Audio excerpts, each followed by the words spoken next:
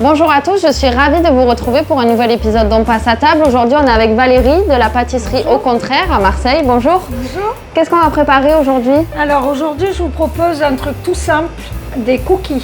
Et du coup, la particularité de la pâtisserie, c'est que vous faites que des douceurs à faible indice glycémique, c'est ça? Alors nous, notre obsession, ce sont les glucides, le sucre, de désucrer les recettes et surtout de changer les sucres. Nous, on a banni du labo, où il n'y a pas de sucre blanc dans le labo, pas de farine blanche non plus. On est anti-produits raffinés. Super. On commence? Allez. Ça, on leur présente les ingrédients.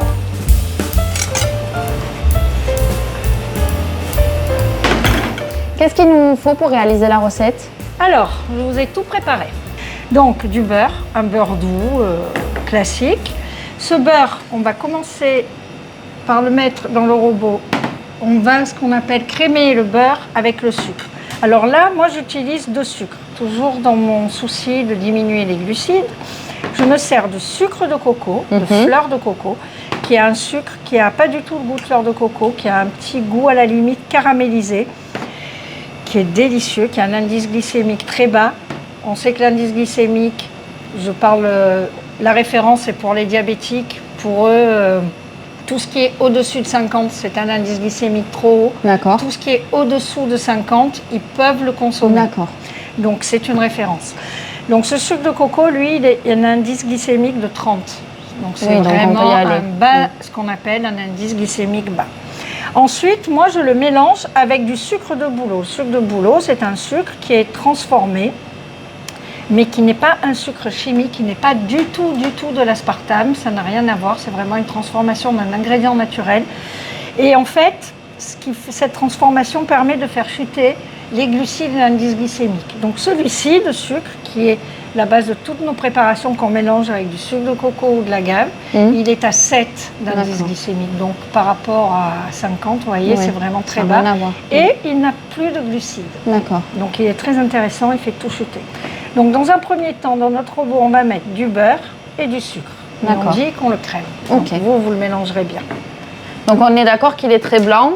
Très blanc, mais c'est naturel, enfin, c'est pas du sucre, c'est pas comme le sucre raffiné. Ça n'a rien à voir avec l'aspartame et ça n'a rien à voir avec le sucre blanc. Je ne citerai pas de marque, mais de sucre industriel. Voilà. Alors votre huile, en fait, vous pouvez mettre tout en beurre, pas tout en huile, parce que votre texture va être beaucoup trop molle. Dans un souci de diminuer les graisses saturées. Le beurre, c'est délicieux. Ça va donner un bon goût beurré aux pâtisseries, là aux cookies en l'occurrence. Mais de couper avec de l'huile végétale, ça permet de diminuer un peu tout le mauvais cholestérol. D'accord. L'huile végétale apporte des oméga, plein de bonnes choses. Le beurre aussi. Et là, en l'occurrence, il va être cuit. Donc, toutes les bonnes choses du beurre cru sont bons. Et on prend quoi comme huile Alors, c'est toujours de l'huile de pépin de raisin en pâtisserie. C'est une huile neutre. C'est une huile dont on peut se servir même en cuisine, dans le salé, parce que c'est une huile qui est riche en oméga 3. D'accord. Et notre corps n'en fabrique pas. Ça se trouve dans tout ce qui est graisse végétale. Donc c'est toujours bien quand on fait de la pâtisserie ou de la cuisine de rajouter, de couper les quantités de beurre avec de l'huile de pépin de raisin. D'accord. En pâtisserie, elle est très utilisée. Même hors de mon concept. Les pâtissiers traditionnels font les glaçages quand ils rajoutent des huiles. C'est très souvent de l'huile de pépin de raisin et c'est une très très bonne huile. Voilà. Donc maintenant, on va pouvoir rajouter nos œufs. Donc 2 œufs. 2 œufs. Un œuf pèse 50 grammes. Dans la recette, j'ai marqué 100 grammes et j'ai marqué l'équivalence. D'accord. Tous les œufs calibrés classiques dans tous les magasins, à la louche, c'est 50 grammes. Donc ça ne sert à rien de s'embêter à peser les œufs. En mettant 2 œufs, on sait qu'on n'est pas loin de la vérité. Ok. Et donc là, on mélange, mais plus doucement. Ou on peut accélérer? On peut un peu accélérer pour que le mélange se fasse bien. Toujours, on corne, soit avec une spatule, soit directement avec l'outil, pour bien mélanger le fond, que tout se mélange. D'accord.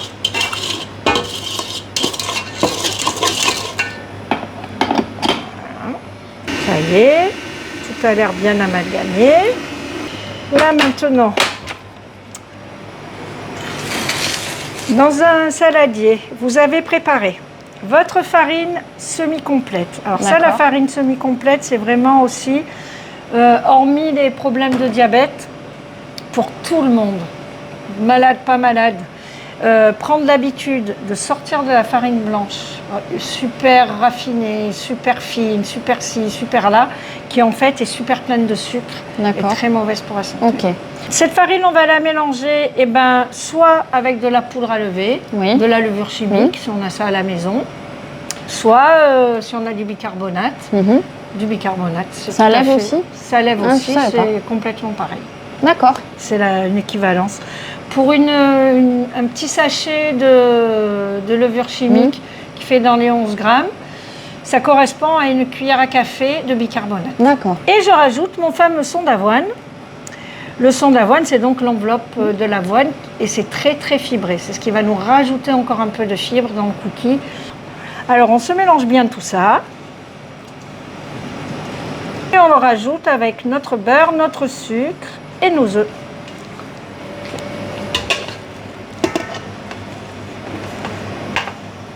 Et ça, vous voyez, même si on n'a pas de robot, quand on fait à la main, c'est facile.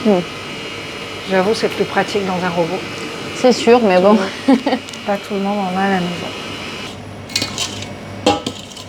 Et en dernier, on se rajoute les petites pépites de chocolat. On rajoute nos pépites. Préalablement, on a mis sur une plaque quelques noisettes avec ou sans peau. C'est bien, une fois qu'elles ont passé 10 minutes au four à 160, 170, d'enlever la peau, ce sera toujours plus joli. Elles sont torréfiées. On les casse un petit peu pour qu'elles soient plus agréables, qu'on n'ait pas des grosses noisettes au milieu des cookies.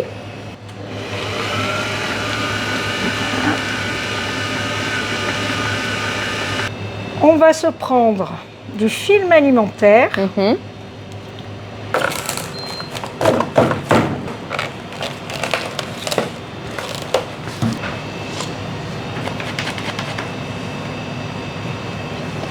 On le pose dessus.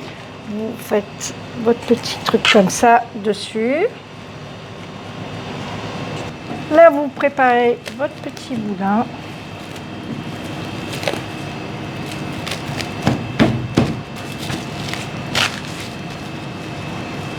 Vous faites un petit boudin comme ça. On serre bien les bords. Vous pouvez bords. le faire plus fin. Vous fermez bien vos bords pour que ce soit étanche. Alors donc, je viens de mettre mon petit boudin de pâte dans mon congélateur.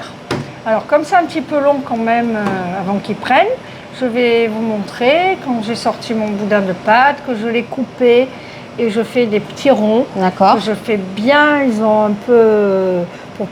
Pour qu'ils restent bien froids, je les remets un peu dans mon frigo. Je les sors de mon frigo. Ça va donner ça. Alors là, par exemple, j'ai coupé mon boudin de pâte à 80 grammes. D'accord. Pour faire des plus petits cookies, on peut les couper à 50 grammes. Après, on forme ces boules. Et est-ce qu'on doit attendre... On fait la taille qu'on veut, en fait. D'accord. Est-ce qu'on doit attendre que le boudin soit complètement congelé ou juste on le laisse prendre un peu pour pouvoir encore le malaxer? En fait, on peut le couper congelé. Pendant que vous faites tout ça, vous avez mis votre four à chauffer à 170 degrés. D'accord. Alors, est-ce que le nôtre a déjà chauffé? Ça y est, on est à 170 degrés. Vous pouvez leur mettre des petits ustensiles que vous avez pour, au cas où ils sont pas assez froids, qui s'étalent un peu pour leur garder une forme un petit peu bombue. Nous, vous voyez, on a des petits cercles à tarte avec quoi on fait nos petits fonds de tarte. Et n'importe quel objet qui passe dans un four peut servir. Faire l'affaire. Nous, on leur met un petit tuteur. D'accord. Voilà. Comme ça, ils ont une jolie forme. Voilà, comme ça, ils ne bougent plus.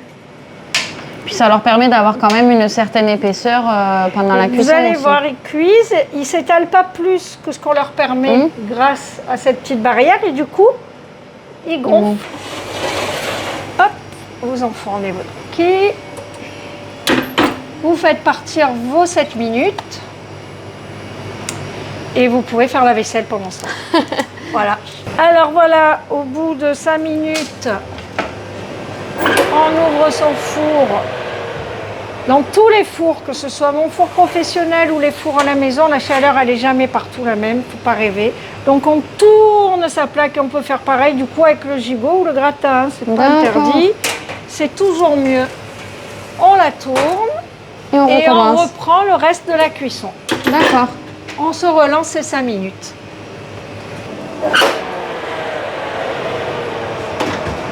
Vous voyez ? De les emprisonner, ça permet de les garder. Bon, après, même sans, vous pouvez y aller si vous avez rien à mettre autour. Si vraiment vous respectez de les mettre très froids, voire congelés, une fois que vous avez fait vos boules, si vous pouvez les remettre un petit peu au congélateur et les faire cuire congelés, alors là, c'est le top. Voilà, après, vous les mettez dans un petit coin pour qu'ils refroidissent. Tant qu'ils sont chauds, ils restent un peu mous et après vous manipulez vos coquilles et donc ils sont tout croustillants à l'extérieur et tout moelleux dedans. Super, merci beaucoup. Merci à vous.